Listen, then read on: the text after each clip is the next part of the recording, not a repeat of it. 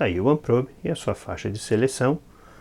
E aqui uma comparação com os dois modelinhos mais próximos que eu tenho aí da Fluke, né?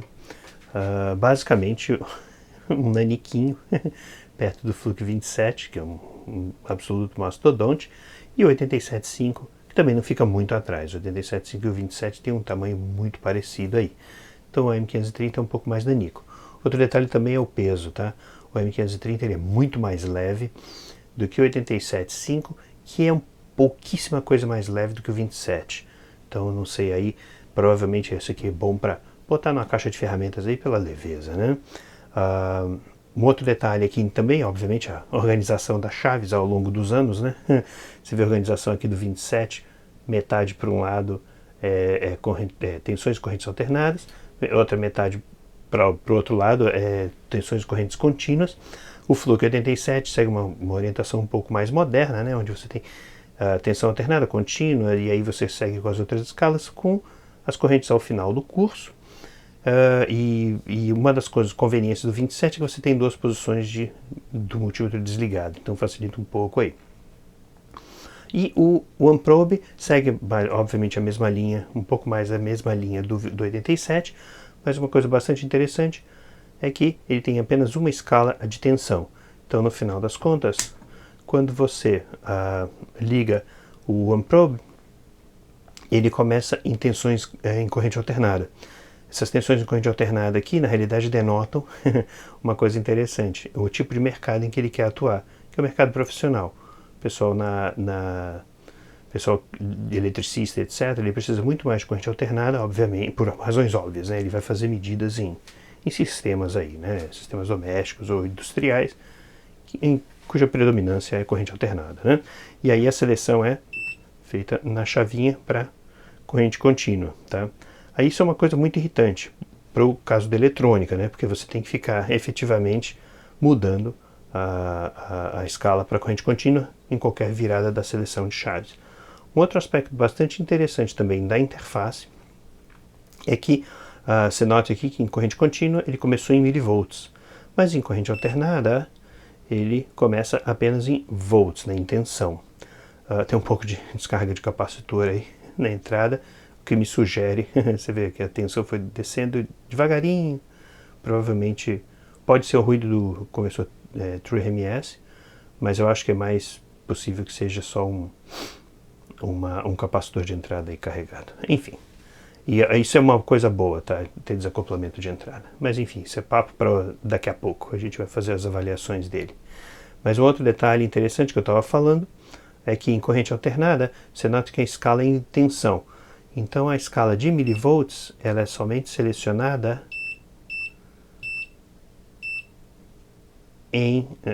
na faixa manual. Isso é uma estratégia que as pessoas às vezes fazem. Eu já vi isso em outros multímetros também. Então, no final das contas, aí ele usa o auto range, não vai até a escala de milivolts, tá?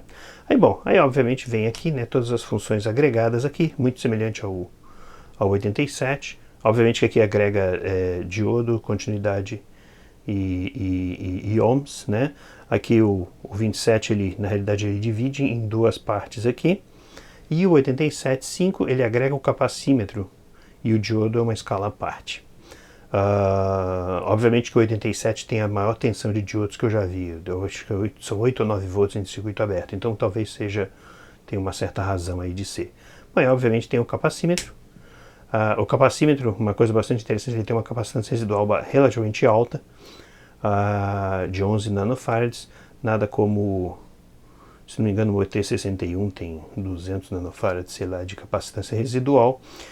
Os outros são bastante razoáveis aí. Aliás, o 27 não tem capacitância. Esse é uma coisa relativamente mais nova aí, adicionada aí aos multímetros mais modernos, tá? Bom, escala de frequências aqui. Essa escala de frequências aqui é totalmente, se não me engano, ela é totalmente isolada, ou seja, ela só recebe frequências de sinais puramente que passam pelo zero, quer dizer, sem componentes em corrente contínua, mas a gente vai fazer uma avaliação aí. Aí, uma coisa bastante curiosa, a temperatura, cujo 87 também tem, O Fluke não tem, o 27 FM não tem. A temperatura, duas escalas separadas, uma para graus Celsius e uma para Fahrenheit. Então, meio maluco aí, tá? Eu normalmente acho um desperdício aí de posições de escala aí. O 87 você faz a seleção via setup, né? Aí esse aqui é uma característica única desse carinha em comparação com os outros dois, que é contato, né? A seleção de detecção de tensão sem contato. O outro detalhe, bom, e aí tem as escalas de microamperes, miliamperes e amperes, tá? Tanto AC quanto DC. Agora, um detalhe bastante curioso. As escalas de corrente, elas começam em corrente contínua. A escala de tensão começa em alternada, essas aqui começam em corrente contínua. Enfim, vai entender aí a ideia dos designers aí, né? Bom, aí o resto aí escala relativa, né? Isso aqui é bastante, na realidade, dá para notar que é bastante útil na parte do capacímetro. Uma das coisas bastante interessantes é que o relativo não mata a seleção de faixas automática. Muitas vezes quando você seleciona o relativo em outros multímetros, não esse aqui não, os dois multímetros eles não fixam. Deixa eu tentar lembrar aqui. Aí só uma comparação, né, em termos de display. Deixa eu ver aqui se ele fixa, tá vendo? Esse símbolo aqui fixa a escala. Então quando você aciona o relativo, a escala se torna manual, tá? Eu tenho que voltar aqui para a escala automática. O 87, ele, se não me engano, ele também não, pera lá, eu tô ficando biruta aqui, pera lá. Fiz besteira, é o relativo. O relativo também a escala se torna manual. Aqui, interessante, né? Talvez, será que seja só no capacímetro? Vamos ver aqui se relativo. Tá, entendi. Então, talvez seja só no capacímetro que a escala não mude. Vamos ver aqui o relativo, modo relativo, se torna manual também. Então, na realidade, existe um pouco de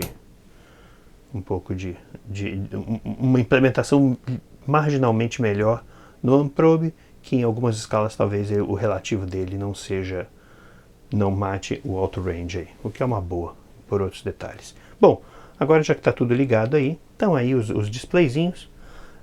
O Amprobe, eu vou te ser sincero, tá? O Amprobe, interessantemente, é o mais claro deles, mas eu prefiro marginalmente o dígito do 87.5. E o Fluke 27 é o menor display e o dígito não é tão interessante assim. Então, obviamente, o 27 é o mais antigo, mas o 87 ele é o mais modernoso aí, bastante consagrado, mas eu ainda assim acho que eu prefiro o M530. Parece ter um display marginalmente melhor do que os outros dois, tá? Agora, o dígito do 87 eu prefiro. O dígito do 87 é um pouco mais arredondado, enfim. Não sei, uma questão de preferência aí, besta. O que eu gosto menos é o 27. Os dígitos são realmente pequenos, apesar de serem bastante claros também. A clareza do display é muito boa. Bom, outro detalhezinho também é, obviamente, o backlight, que o 27 não tem. Tanto o 87 quanto o Amprobe, eles têm bons backlights com bom preenchimento aí. Vou apertar aqui e o Amprobe aqui você tem que apertar por 2 segundos. Os dois preenchem muito bem, com uma ligeira vantagem para o Amprobe. O Amprobe parece-me bem melhor. O 87 ele é ligeiro, você nota um pequeno fantasminha aqui na lateral. Agora, uma coisa do Amprobe é que ele desliga muito rápido, para o meu gosto, tá? Em alguns segundos, viu? Ele desligou. E o 87 ele fica até quando for possível. Ele fica por bastante tempo. E uma coisa que eu esqueci também é que o Fluke 87 tem 2 níveis também de backlight. O Amprobe só tem um. Mas o Amprobe, a visualização é melhor. mas ele perde pelo fato de ser 25 segundos. Bom, ele fala aqui, né? Apertar o botão por mais de 2 segundos, o botão de hold, mas aí você tem os 25 segundos, talvez, de display aí, de backlight. Aí. Um outro detalhe também que é único, bom, aí tem as faixas, o mínimo e o máximo, aqui nos displayzinhos, todos eles têm essa seleção, mas a Fluke possui o Auto Hold, que é absolutamente fantástico, que é aquele quando você muda uma tensão e a tensão fica num patamar, o multímetro dispara e segura a nova tensão automaticamente. O hold do Unprobe é um hold simples e não é tão útil assim. Então, ponto para os Fluke aí nessa seleção. Obviamente todo o resto aqui, entradas segregadas, muito boas nos 4, tá? Os fusíveis excelentes, também excepcionais. A classe desse equipamento é absolutamente excepcional, tá? Para isso. E, obviamente que o Unprobe e o Fluke são mais modernos, então eles têm categorização. O Fluke 27 é mais antiguinho, ele não tem o CAT, né? Que é a testabilidade, ou aquela norma que regulava isso. Se bem que a Fluke sempre foi tendência aí sempre fez pavimentou aí a estrada aí para segurança e etc. Então eu tenho muita certeza que o 27 também é bastante seguro, apesar de não ter a recomendação CAT aí. Mas, enfim, é isso aí. Essas são as principais diferenças e semelhanças. Obviamente que o 87 ele começa com um multímetro de 6.000 contagens, mas você tem um modo de alta resolução que vai até 20.000 contagens, coisa que nenhum dos outros tem. O Unprobe são 4.000 contagens e o 27 FM são 3.200 contagens. Então, aí para o mercado de eletricistas, os três atendem muito bem. Seja 6.000, 4.000, 3.200, putz, o mercado aí atua bastante bem. E outra coisa também, os três são True RMS, tá? Então também não tem muito problema nisso aí. E também tem, bom, continuidade, etc. Tem uma série de outros fatores aqui, que o Fluke 87 tem mais configurações, tem mais opções de configuração, coisa que o 27 não tem tanto e nem o Unprobe, né? Um outro detalhe é que os Flukes tradicionalmente têm a escala de continuidade. Então você seleciona a faixa aqui, nanosiemens. Então você tem as faixas de continuidade. O 27, o velhinho aqui, também tem, o que é bastante curioso. A Flux sempre teve... Ups, não é relativo. Estou ficando doido aqui. A faixa aqui de nanosiemens. Então você tem a faixa aqui. Agora, o Unprobe, se não me engano, não tem. Vamos ver. Ohm, quilo e mega. Não tem siemens. Não tem continuidade. Então, um ponto marginal aí, apesar da faixa de continuidade não ser tão útil aí. Um outro detalhe, que os três têm bar graph, tá? E o bar graph dos três é excepcional. A gente vai fazer uma avaliaçãozinha aí. Mas é isso aí. E por fim, a última característica mais interessante do Unprobe é a lanterninha. É a lanterninha, que ajuda, ela ilumina bem, tá? Ela ilumina muito bem, então é uma característica aí muito boa. E ele já tem também a alça aqui, já vem com... outro detalhe que ele já vem com a alça no conjuntinho dele, né? Que eu mostrei anteriormente, já vem com a pochetezinha e tal, etc. É fantástico. Os Flukes, você tem que comprar tudo em separado, cada acessório é uma fortuna. Então, isso aí é uma das desvantagens aí. Ponto para o Unprobe por ser um conjunto melhor. Bom, aí na tela estão os resultados que eu obtive com o DMM Check Plus.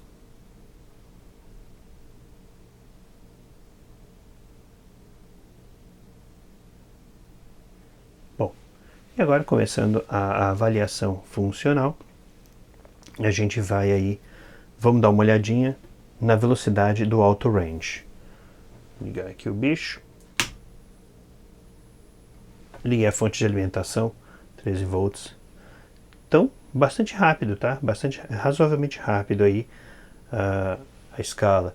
Um outro detalhe aqui, interessante também, deixa eu só abaixar a tensão aqui. é que ele... Tá, é que ele... O bar graph é bastante suave, tá? É bastante suave, dá para notar ali, né? A tensão mudando aí um pouco. E realmente vale muito a pena. Uma boa implementação de bar graph é algo que vale muito a pena. E aqui vamos ver aqui o número de escalas total, de contagens total. Passando aqui, você vê 4.000 e uns pouquinhos, você já indica aqui um pouquinho de overload, né, tudo bem, aproximadamente 4.040 contagens. Então aí, bastante razoável, 1%, nada muito grave aí. Bom, então obviamente, vamos ver se tem indicador de alta tensão. Vários multímetros possuem, né, um raiozinho e tal, esse aqui não possui. Normalmente existe um indicador de alta tensão acima de uma determinada, acima de 30 volts DC, e já indica aqui que a tensão já está excessiva aí na entrada. Bom, agora vamos partir para os testes aí de resistência, diodos, etc, né? Então vamos ver aqui só a velocidade do auto range na escala de resistências, né? 0, bastante rápido, andando um pouquinho ali na casa decimal, mas foi relativamente rápido, tá? Vamos ver aqui então, 1K, ele caminha um pouquinho, ele passeia um pouquinho, mas nada extremamente mal não. 10K e 10 mega, oi, tá? Começou um pouco mais alto aí, mas se estabilizou, se encontrou aí. Enfim, não é dos mais rápidos, mas também não é terrível não. Vou botar aqui, bom, continuidade, vamos ver a continuidade.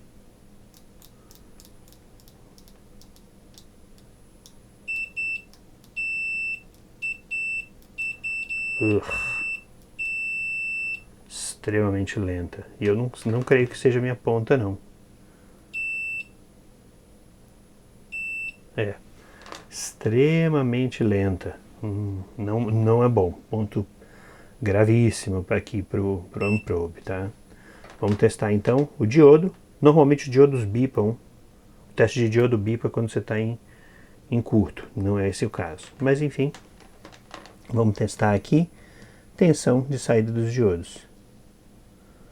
Opa, pera lá, será que a minha ponta está realmente ruim? Não, 0.6, tá joia. 1.18 está bem preciso, tá? 1.7, mas também depende muito da... são 2 volts então. Então não é muito bom não. É uma tensão relativamente baixa aí nos testes aí. Bom, vamos ver se pelo menos acende os LEDs, né? Vamos ver aqui, vermelhinho, tá certo, acendeu e indicou a tensão. O amarelinho quis indicar a tensão, indicou a tensão e acendeu um pouquinho mais fraquinho. O verdinho, não é que acendeu, não indica tensão. E o azulzinho também não indica tensão. Tradicionalmente esses dois últimos LEDs têm a tensão mais alta, principalmente o verde. Mas bom, isso aí. Continuidade, muito ruim, tá? Então realmente não vale muito a pena aí. Vamos ver aqui então, capacitância, já que a gente já está aqui, né? Capacitância dele, bom, aqui se eu for medir, por exemplo, um capacitorzinho um pouco menor, se não me engano, esse aqui são 100 nanos, se não me engano. Vamos ver aqui. Ou 10 nano. Esse aqui são 10 nanos. Você nota que a residual aqui adicionou alucinadamente. Então vamos botar o auto range aqui. Tá com 0. O auto range não, o relativo. Aí mediu correto aqui. 10 nano. 9.77. Vamos partir agora para o grandão aqui. E vamos ver que bicho que dá aqui. Deixa eu descarregar primeiro, que esses capacitores em geral eles têm existe uma absorção do dielétrico aqui. Esse é o capacitor de 4.700, tá? Então vamos esperar aqui que o bichinho não reagiu. Estranho, será que ele está realmente medindo? Não gostou não. Não gostou do capacitor não.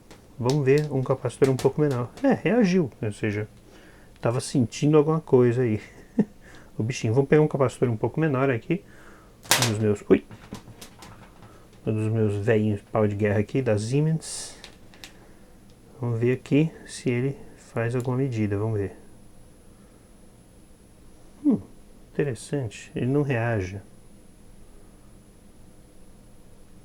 Por que esse capacitor está carregado? Ah, não, reagiu, tá. 994 microfarads. Interessante, ele não dá indicação nenhuma. Ele se finge de morto até dar o resultado. Mas é um capacímetro bastante lento, tá? Realmente um medidor de capacitâncias bastante lento para essas capacitâncias maiores. Só para confirmar, né? Deixa eu botar o relativo aqui. E aí eu vou confirmar aqui a 680 microfarads. Deixa eu só descarregar aqui um capacitorzinho um pouquinho mais novo da Epicus. Vamos ver aqui. Reagiu um pouquinho, né? Quando eu conectei 25 nano. Eu acho que essa indicação foi lá, 600 microfarads. Então realmente o capacitor não é o capacímetro não é muito bom. Ele simplesmente se finge de morto, você não sabe se a coisa está fazendo contato, se não, o que está acontecendo aí. Então, bom, no final das contas aí, realmente não é como eu digo também, o multímetro como capacímetro, ele é sempre de um valor limitado aí, porque ele é bom para só dar uma checada rápida aí nos valores, mas obviamente que com esse tipo de com esse tipo de atraso, com essa capacitância residual e a maneira como ele mostra a operação, realmente eu não recomendaria ele pelo capacímetro, tá? Bom, vamos fazer a avaliação aí em correntes, em tensões em corrente alternada. Aqui estou com o meu geradorzinho de funções rodando a 100 Hz, e aí eu ajustei a amplitude só para a gente ter um valor redondo aí para avaliar a largura de banda. Ele é especificado, coisa rara nos multímetros, tá? Só os multímetros de maior qualidade fazem isso. Ele especifica a faixa de tensões, de frequências que ele opera. Então ele é especificado para ter uma frequência, uma banda passante de 1 kHz. Então vamos lá, eu estou a 100 Hz, vou aumentar aqui, 400 Hz, começa a diminuir mesmo, então ele 500, 600, 700, 800, 900, tá, 1 kHz. Então na banda passante especificada, ele ainda está segurando bem. Vamos então dar uma olhadinha a 2 kHz. Ó, tá indo bem, hein? 3, 4, opa, 4 kHz e já está chegando perto da banda passante de 707. 4.100, 4.200, tá aí, pronto. 4.300, 4.3, exatamente 0.707. 4.3 kHz. Uma banda passante muito boa, mas obviamente, isso para o meu exemplar, obviamente que ao longo de uma linha de produção ele pode variar aí. Ele, efetivamente, o fabricante garante 1 kHz. Isso também às vezes varia com amplitude, tá?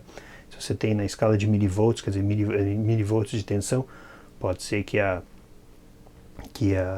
banda passante seja menor, ou dependendo se a escala de tensão for muito mais alta também. Bom, um outro detalhe aqui, medindo a frequência, mas esse é um ponto de extrema desvantagem do Unprobe. Como você tem a escala de frequências só 2, 3 posições além da chave, e você tem escalas efetivamente perigosas aqui, que jogam tensão para fora, você não tem outra alternativa a não ser desconectar e reconectar o frequencímetro, tá? Então isso é um ponto muito chato do Unprobe. Multímetros modernos como o Fluke, o 875, você tem o botãozinho de Hertz aqui, onde você faz a medida direta, você não precisa desconectar nenhuma ponta de prova. Bom, já que estamos aqui, eu tenho aqui o frequencímetro. Depois eu vou ver vou dar uma olhadinha então no desacoplamento. Vamos ver o que ele mede. Ups. Uma outra coisa também, ele não biba quando liga, tá? Que é absolutamente fantástico. Então tá aqui, eu tô com os .707 aqui da vida. Tô na banda total. Deixa eu só reduzir um pouco a banda passante aqui. A banda não, a frequência do sinal de interesse. Então tô a 1 kHz aqui. Agora vamos aplicar um vamos aplicar um offset aqui e vamos ver se ele tem desacoplamento. Ó, tem desacoplamento. Estou a 2 volts, 3 volts, então estou a 3 volts de offset, então ele tem perfeito desacoplamento. Ponto grande para esse cara aqui. Boa parte dos multímetros baratos não tem desacoplamento, ele fica completamente biruta quando você tem uma tensão AC com componentes DC aqui. Então você vira aqui, por exemplo, a chave, o DC está aqui 3.1 volts e o AC está lá com meus 1 volts, aproximadamente 1 volt pico a pico. Então efetivamente ponto grande para o Amprobe aqui, muito bem feito nesse particular. Bom, vamos então avaliar a frequência, tem que tirar aqui o bichinho, a frequência continua medindo, inclusive com tensões com offset, ou seja, também aparentemente é desacoplado. Então ponto grande aí pro Amprobe, tá? Então vamos lá, na frequência, vamos jogar aqui, provavelmente, vamos chutar aqui, 100 kHz, 200, então tá indo bem, tá? 500, e aí vai. 1 MHz, então medida muito boa, 1100, e aí vai, realmente muito bom. 25 MHz, fantástico, realmente muito bom. Bom, agora vamos dar uma olhadinha no conversor True RMS. Estou com a minha frequência aqui a 100 kHz, de 100 Hz, que está dentro da banda passante, mas agora vamos ver se o conversor True RMS, eu estou na minha forma de onda senoidal aqui, em que tudo é absolutamente fantástico. Vamos ver aqui, onda quadrada, 1.4 volts, eu vou ter que fazer os cálculos, mas eu acho que está dentro sim da medida, ou seja, o conversor True RMS é de verdade. Deixa eu ver aqui, CMOS não, vamos ver se a gente encontra triangular. Triangular 0.8 também tá dentro aí da especificação, se não me engano. Estou tentando fazer as contas de cabeça, talvez eu possa estar errado. Mas efetivamente o conversor True RMS efetivamente funciona aí, tem uma boa operação. Bom, estou aqui só avaliando aqui uma coisa que raramente eu faço, mas avaliando aqui o máximo e o mínimo do equipamento. Aqui eu estou na realidade aplicando um pulso de 1 segundo a cada 2 segundos. Então na realidade é uma onda quadrada bem lentinha aí. Então você nota aqui, isso é muito comum, como um sinal muito lento, você nota que a escala aqui fica se mudando, né? O auto range fica mudando continuamente aí, entre milivolts e volts, aí dependendo da faixa. Então, por exemplo, se você aperta o máximo e o mínimo, isso é uma das coisas, uns pontos que eu não me lembro bem se isso acontece em outros multímetros ou não, mas se você aperta o máximo e o mínimo, por exemplo, e o multímetro está na escala de milivolts, o máximo, ele se fixa na última escala que estava presente quando você apertou o botão. Então aqui em overload, afinal de contas o sinal é bem mais alto, e o mínimo, enfim, ele não conseguiu medir por algum motivo, não sei ao certo qual, mas efetivamente aqui ele fez um overrange. Então isso aqui não é desejável, afinal de contas você não consegue, né, saber o que foi o máximo e o mínimo, porque você simplesmente apertou o botão na hora errada, né? Aí voltando aqui, eu aperto o range, eu tenho que selecionar a escala, estou selecionando a escala de 4 volts, aí sim eu consigo as minhas tensões mínimas e máximas aqui, como esperado, tá? E ele atualiza, você nota que interessante, atualizou aqui de 14 para 15, mas isso aqui dá uma limitada funcionalidade aí para o máximo e mínimo, e ele não faz o cálculo de média, tá? Que é muito comum também nesse tipo de funcionalidade em outros equipamentos. Enfim, fica só a dica aí. Bom, vamos fazer agora a nossa avaliação já com o gerador de ringue, e aqui um ponto para o Amprobe é que quando você liga, ele já está na escala de tensões em corrente alternada, que essa é a intenção original dele. Então tá aí os 87 volts, naturalmente tensões DC. Interessante, a 20 Hz ele fica birutinho, mas interessante que o bar graph dá uma indicação boa de que existe uma componente alternada aí, então é melhor você mudar para corrente alternada para ver se tem qual é a amplitude disso aí. Esse tipo de indicação do bar graph é muito útil, eu já falei disso em outros vídeos. Mas vamos lá, vamos mandar brasa aqui. Os outros, opa, tá embirutando um pouquinho. Teve um barulhinho aí. Pra lá. Acho que eu... tá embirutando um pouquinho. Tá aqui o... Opa, deu uma reduzida aqui na tensão. Tá, o capacímetro aqui tá meio biruta. Frequencímetro 20 Hz. Tá aí, frequencímetro 20 Hz. Então, tá bem, né? Temperatura. Doidou um pouquinho. Frequência doidou um pouquinho. O NCV tá biruto. Bom, corrente não vai fazer nenhuma diferença. Mas, tá aí, tá bem. Tá aí, muito bom, muito bom. Embirutou, deu uma certa indicação, mas o bicho aprovado aí. Não ressetou, não miou, não esfumaçou, não fez nada. É isso aí. Bom, eu só esqueci de falar aí que, e eu sempre me vejo na obrigação de falar, é que isso aqui é um circuito de extrema baixa potência, tá? O Unprobe parece ser muito bem construído nesse sentido. Isso aqui de maneira alguma não testa efetivamente se o multímetro vai explodir na sua cara ou não. Ele só testa uma pequena robustez aí razoável do equipamento em relação a esse sistema que é de muito baixa potência, tá? Se você botar isso aqui num quadro de distribuição e tal, a história pode ser outra. Tá? Então só o alerta aí. Bom, pessoal, é isso aí. Veredito final do Unprobe. Um equipamento muito bom, bem construído, robusto, tá? Bastante leve, uma excelente característica mecânica. Mecanicamente ele é muito bom, com boas pontas de prova. Na realidade o conjuntinho com a capinha, né, com a pochetezinha, com todos os detalhezinhos dentro e tal. Muito bom, ponto bastante forte para ele. Do ponto de vista de características, especificações mesmo, ele é um multímetro bastante básico, tá? Com uma continuidade muito ruim e com um capacímetro também bastante ruim, tá? Esses são os pontos que pegam mais, mas obviamente que se você conseguir encontrar a um preço bastante razoável, ou mesmo no mercado de usados e tal, vale a pena. Eu acho que vale a pena se o preço for bem em conta. De outra maneira, existem produtos melhores, com maiores especificações, mas a classe de preço dele, que é abaixo de $100, que é comprado novo, né? Esse aqui eu comprei usado no mercado local, ele é um pouco alta, tá? Comparado principalmente com outras ofertas da Bremen e outras assim. Agora, obviamente, comparado com Flux e Keysights, ele é um equipamento mais barato, então vale a pena se você está à busca disso daí.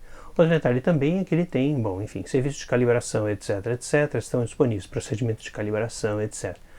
Então, se essa é a sua praia, se você vai efetivamente usar isso de maneira profissional, esse aqui é algo que pode ser considerado, mas não é necessariamente nada que fique aí em evidência, que seja extremamente avançado aí. Enfim, é isso aí, gente. Espero que vocês tenham gostado dessa avaliação aí do Unprobe AM530 e até uma próxima. E sem coronavírus.